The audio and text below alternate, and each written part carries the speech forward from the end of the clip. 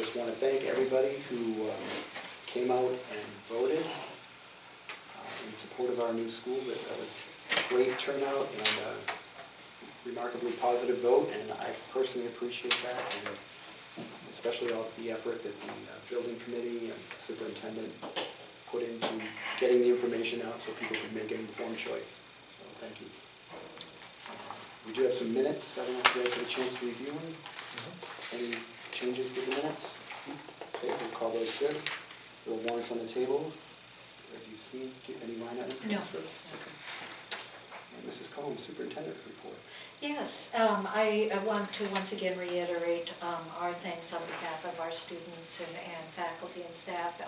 There's so much excitement about the upcoming new building, and everybody is really looking forward to that. And we know that there's a lot of work to be done in between times, and we're looking forward to that work as well and watching that start to develop. I won't steal your report, so I'll let you talk about some of the things that we did this week, Mr. Mack, around the school building committee. But it is a very, very exciting opportunity for us, and one that's been in the making quite a few years, and such a great community effort on everybody's part. So thank you all again, and thanks to all the members of the school committee for all the work that you put into it over the years. I know sitting at this table are several folks who served on regionalization committees, which were all part of this process when we go back to where we started. So thank you all for your efforts. And before I forget, I have to remind everybody that this meeting is being recorded and will be broadcast later on television. Sorry about that. I keep forgetting. Make that note. Anything else? Yes, I'd like to let you know, you probably have caught on the news an ongoing efforts of the Patrick's administration since the second inauguration was the Project 351 that Lunenburg 8th graders, at least one of them, has participated in every year.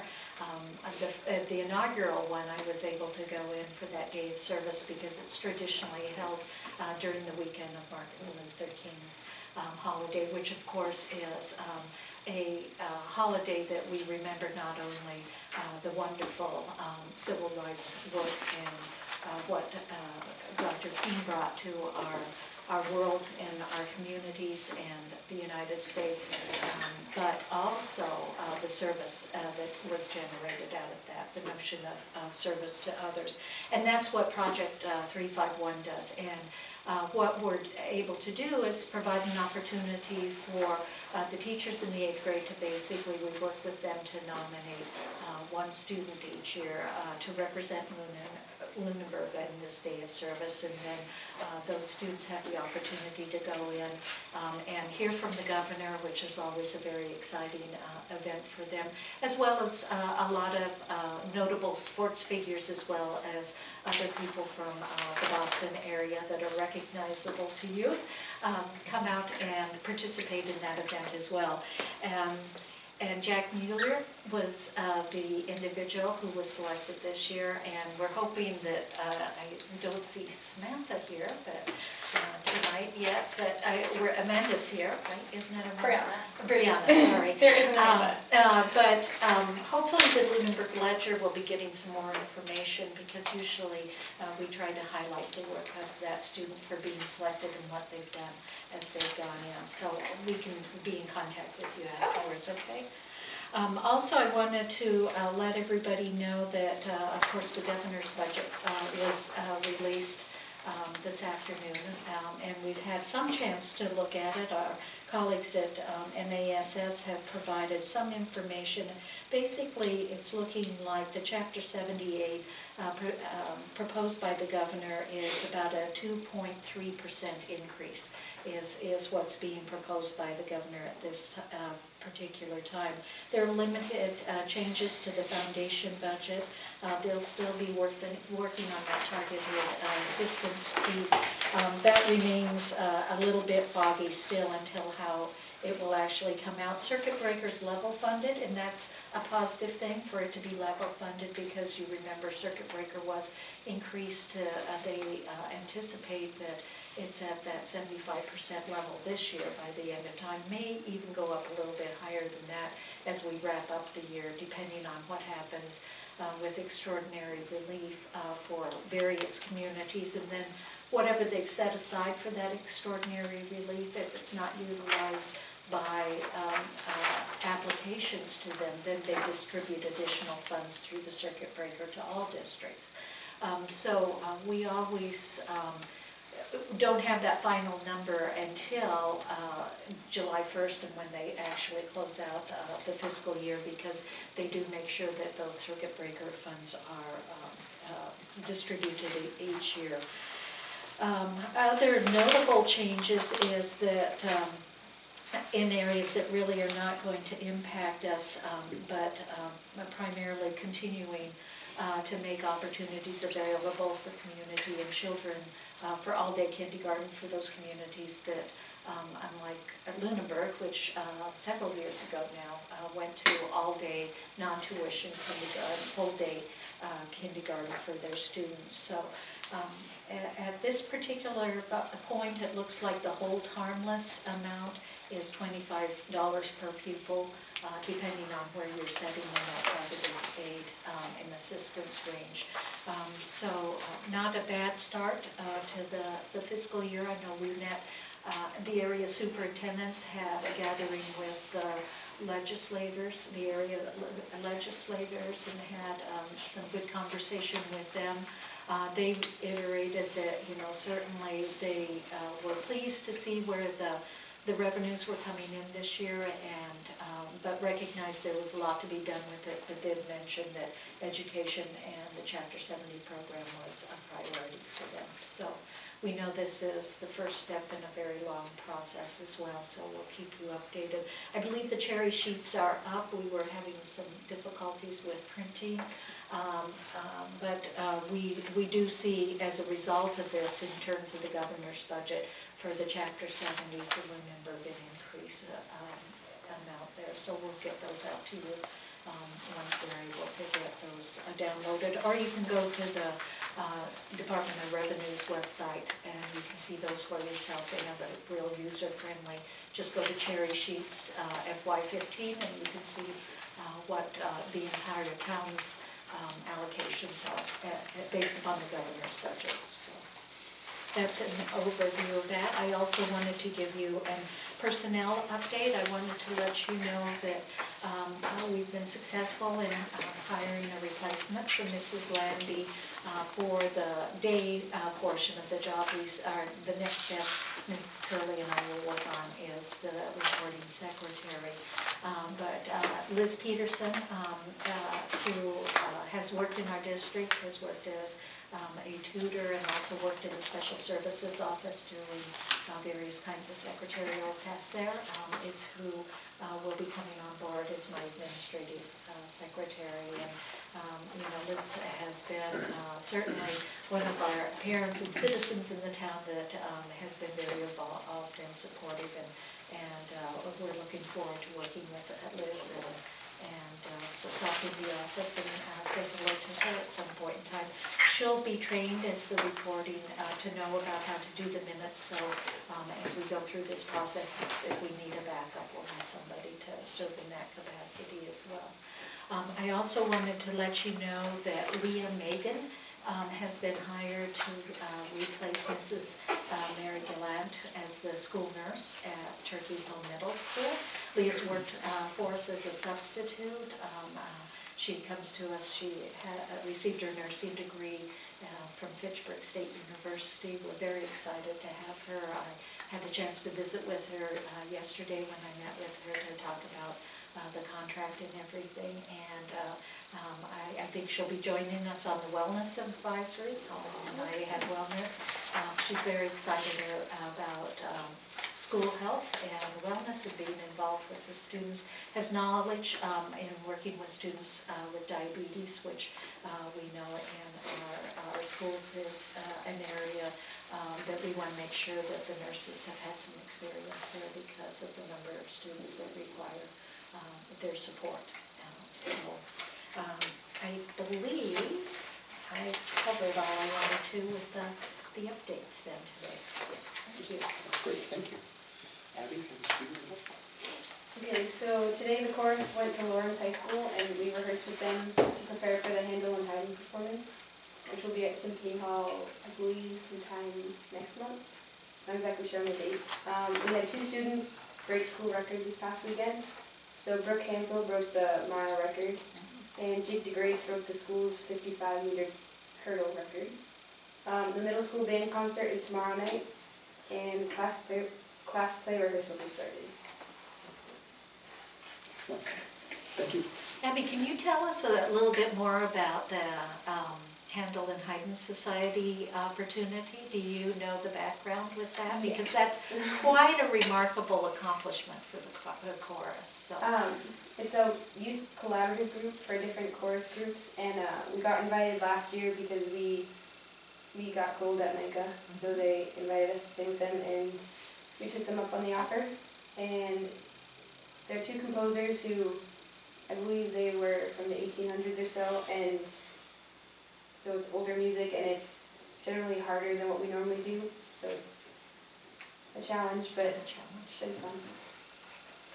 But the students and again, Ms. Wardwell are to be commended because it really is an honor to be invited to participate with that group. It is a high level of performance, and we can all really appreciate even reaching higher as a result of this, which is a wonderful opportunity for the students to continue to have a higher bar to reach for. Especially when they've already got that gold, at least 1 gold at NICA then. So congratulations. Keep up the good work. That's it. Yeah. Thank you. And Mike, school building report? Yeah, again, I wanted to reiterate one more time what has previously been said about how grateful we are for the support from the community for the positive vote on the borrowing for the high school. Given the overwhelming numbers, it was really just a relief to know how great the level of support was in the community for the plan.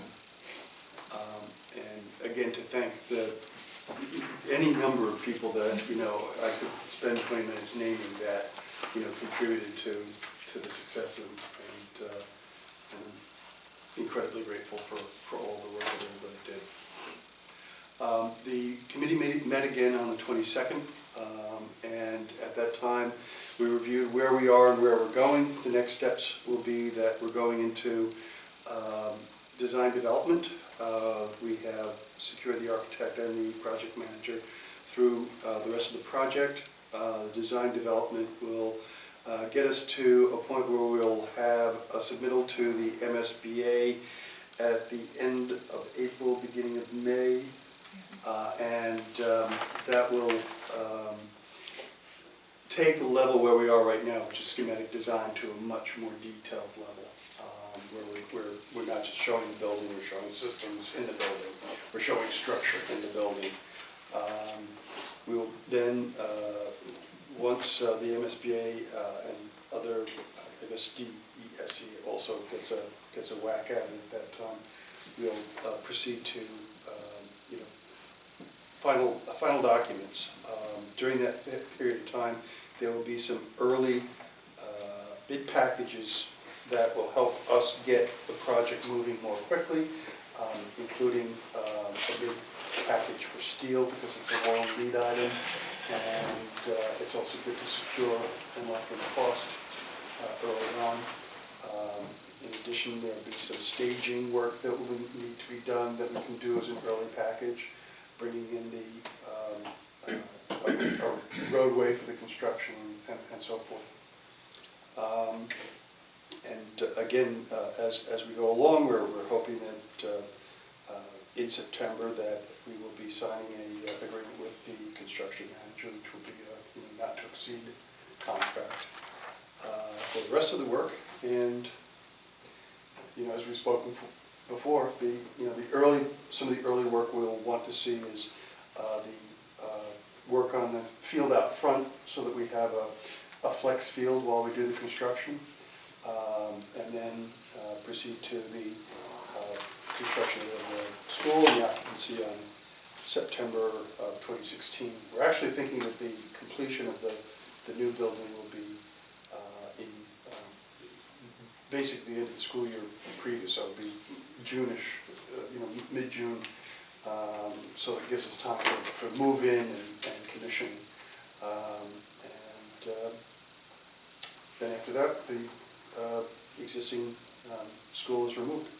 We begin construction of the replacement fields.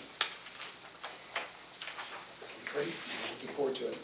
So the plan for the committee is that we will be meeting monthly. We'll have a working group that will be meeting twice monthly. And we'll, and those things can also be done on an as-needed basis. If there are things that need, some decisions that need to be made rather quickly, we have the ability to get some folks together to do that. Great. Thank you, Mike. We have public comment. Anybody from the public want to comment? Do I have to come out? No. So you're on TV, actually. You are recorded. Awesome. You get And enough of me. Mr. Matthews, they said to sit in the left-hand seat, because that way you can, you can get your better profile. Clarifying. We are Can I again. put it in the back of my head as a better profile? Better side. Thank you very much, I appreciate that.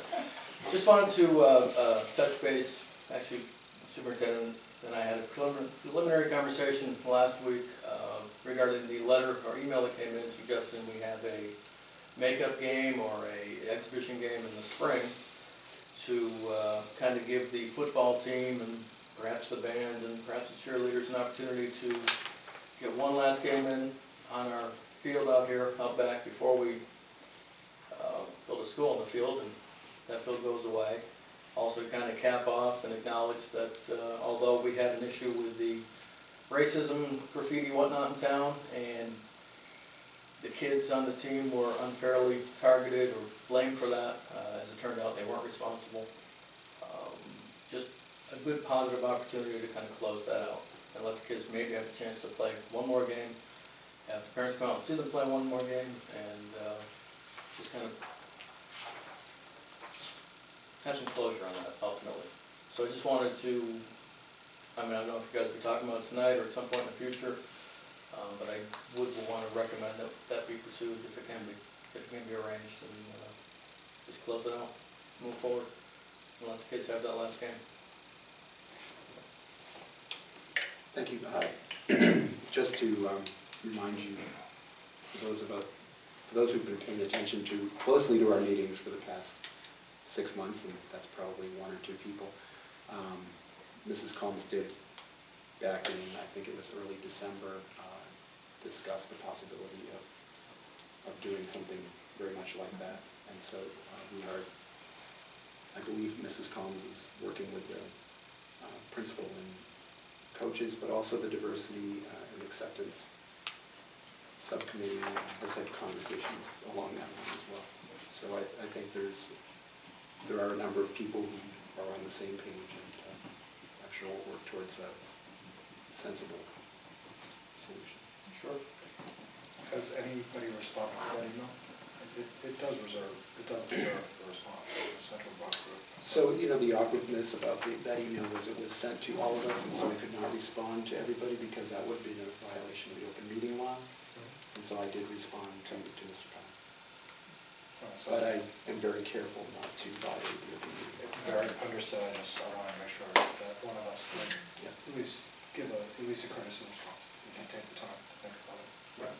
That's a great idea. And Mr. McAuliffe is actively working on this, and today I had a conversation with a representative from the parents of the football team, and we talked about a committee, or at least a couple individuals from the parent group to work with us in terms of the work that was being done there. So I can assure everyone that it is actively being pursued. Excellent. And it's great for the community at large to hear that and see the support, so all good. We knew from the time that we talked about this that we wanted to look for something to help fill that void. And I know there have been a couple things that have taken place in terms of, on Thanksgiving Eve, there was an event for the football players, as well as, the band had the opportunity to play at the Powder Puff. But we also recognize that now that the building project has gone forward, that field is going to be where the new high school is. So there are other kinds of things that we'd like to accomplish with this A as little more well. history there. and Absolutely, Recognize that, so. absolutely, yeah. Yeah, great, excellent, thank you. Thanks, Mr. Nesbitt.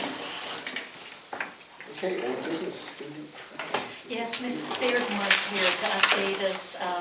The committee did receive a copy of the updated proposed itinerary, as well as the other communication that you had sent, Mrs. Bearden. So thanks for joining us tonight. A cold night, very cold night. How's Carnival going to go this year, huh? Yeah, I was thinking that the other day that I was glad we were going. A little too cold. Yeah. So I'm here for two reasons. The first reason is the itinerary has changed, as you all will see. And the only reason is due to our low enrollment. The original, I feel bad for this group of students because we originally planned on at least 20, 25 students, which would have allowed for a customized trip and just Lunenburg. So a lot of work went into that original itinerary. And then we didn't even come close to that, which was a surprise to all of us. So we had to choose a different one that was out of a catalog, and it was fairly early in the process still. So we were just kind of hoping that other schools would sign up for that same trip, and then we'd be combined, and then no one chose that trip either. So they've kind of been through a lot. So they gave us all these dates, so this is already a trip that another school, I don't know which one yet, has enrolled on, and there was only one other trip that was going out over April vacation, and it wasn't a trip that the students were really excited about. They really wanted to see Barcelona and to see the coast as part of their trip. And that one was not what we were looking for. So the only other option was the summer trips. So, and they were very excited and pretty much unanimously voted for this particular trip to London, Paris, and Barcelona. So an additional country added to the itinerary, so very excited about that. Except the one difficulty or just unexpected challenge that we've come across is that there's a senior going on the trip, which has never been an issue, except this time now she'll be graduated when we travel. So, I'm here as well to ask your permission to bring a graduated senior on the trip.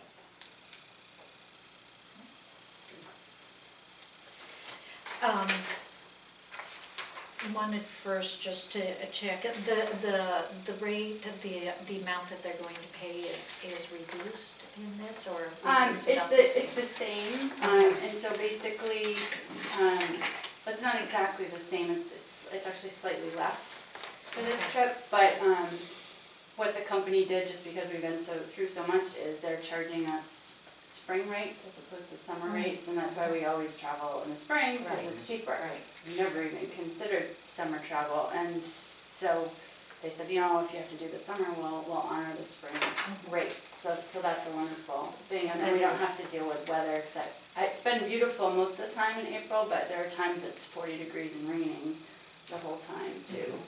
So this is really nice for the students to be able to get that chance to travel in the summer.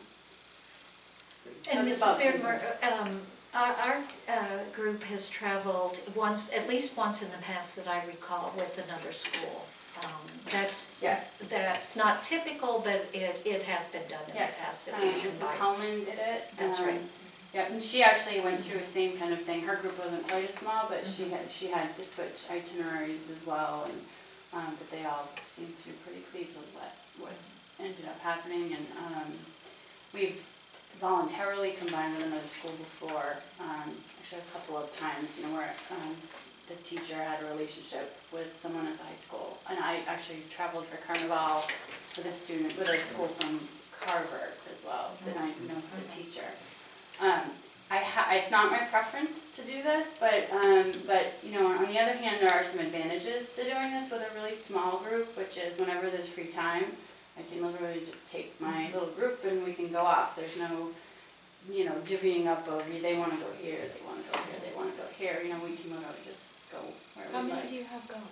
There's 5 students and 2 adults that are going on the trip. They're grandparents of one of the travelers. So, you know, even actually the grandparents and the student, if they want to go off and do something, they could obviously do that too. But I, you know, I certainly need to look at it as from the advantages of having such a small group. So it'll allow us a lot more freedom.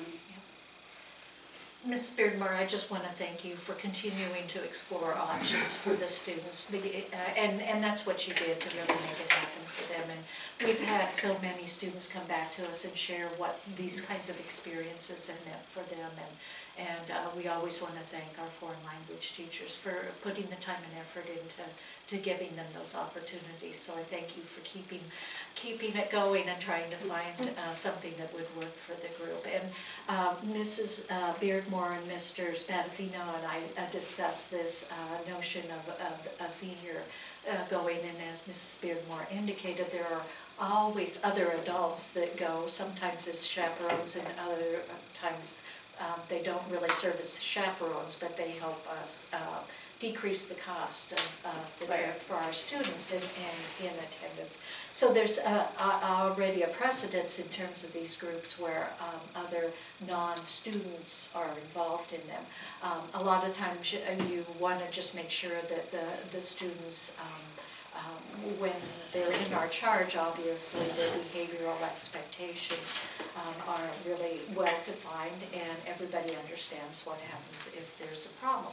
And Mrs. Beardmore has assured us with this particular senior and discussions with their parents that all of those same procedures and rules will be in place. We're not really concerned about that because you will also remember that we always get rave reviews about from the guides about our students and how they participate and how they behave on these things. But we did check out those options just to make sure that everything was fine from that perspective, and recommend approval of both the trip as redefined here and also the one graduated senior to participate. I think it's a great opportunity. I think so too. Any motions? I'll make a motion to approve. Sorry. Discussion? Do you have any sense for why the number came in so small? Is it just the I suspect, I don't know for a fact, but I suspect we had also a trip to Puerto Rico that went out as well, and it was just one additional trip in the mix that I think possibly affected it. That trip isn't as expensive as a European trip, but it's also not the kind of, it's not like Quebec is under $1,000, it's a little bit more affordable, whereas Puerto Rico involves a plane ride, and so it's not a completely inexpensive trip, it is less expensive, so I think probably families are choosing, That's what I was wondering, if Right. it was, Right. I thought it was related to. I can't say, I haven't actually gone and interviewed students on that, but, I would suspect that had an influence, for sure. And then there's always, little things like, there's several students in our class, Abby's going on a trip, by the way, who had planned, saying all along they were going to go, but then family vacations came up, and, one student's actually going to France already, and, just so there's, little personal family events that arise that are opportunities for the students, and then it just doesn't seem viable for them to go twice. And, even if it's only 3 or 4 students, though, it really affects the enrollment.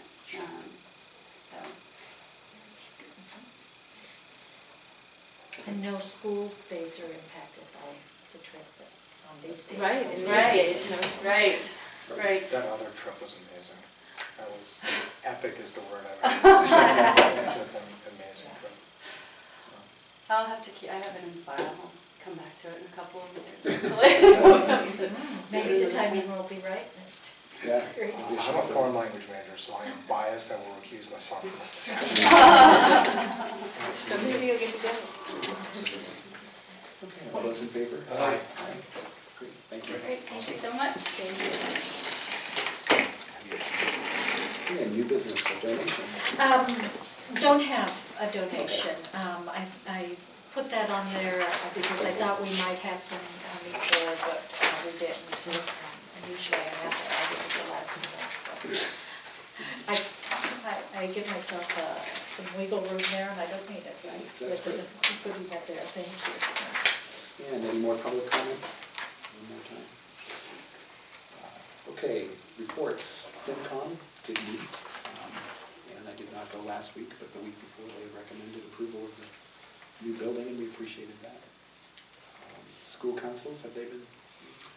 Today, the high school met, and we had a report on the school culture committee.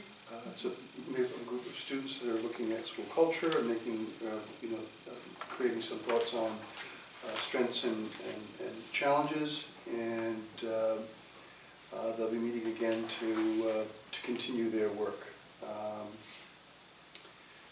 We had a discussion about NEASC and preparing for the response that we are going to be doing, and Mr. Spadafino reported that he himself was doing a NEASC visit in Mashpee coming soon, I believe. So, we'll be meeting again in February to work on the school improvement plan, which major focus will be improving 8th grade math. PTA, they meet? Last Monday, they met. One of the things we're doing as a new fundraiser is they have decided on some Lunenburg apparel that they will be selling. It's not Knights, it's not any particular anything, it's just Lunenburg, and so they're making a first order of a couple of different t-shirts and some hooded sweatshirts that they're gonna have available starting before basketball season is over. So they'll be selling those at some, at different sporting events and maybe at some school lunches. There's a lot of spirit weeks that go on, like at the middle school and whatever, so they might try selling some there. Just as a different kind of fundraiser in youth and adult sizes, so that's kind of exciting. And they're working on another fundraising event that's going to be a parents' night out at the Harley House in March, so there will be information coming about that. Great. Policy subcommittee has not met. Capital planning, you guys are, No, we're done. you're done. Wellness, it sounds like. Today, Today. do you want Sure. So we met today, and a lot of what the discussion was about was working on preparations for different lockdown procedures and looking at updating the procedures and protocol for that. Mrs. Lessert has been doing a great deal of research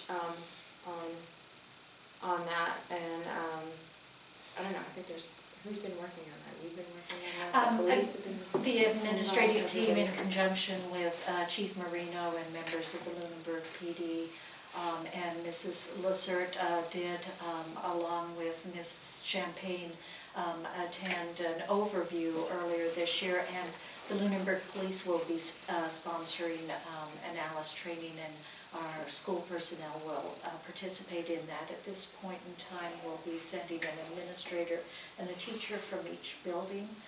Will be on a team, it's a train-the-trainer model, as well as Lunenburg PD will be there and receive some training. And I asked Mr. Londa to also participate in that training. It's 2 days in March on the 10th and the 11th.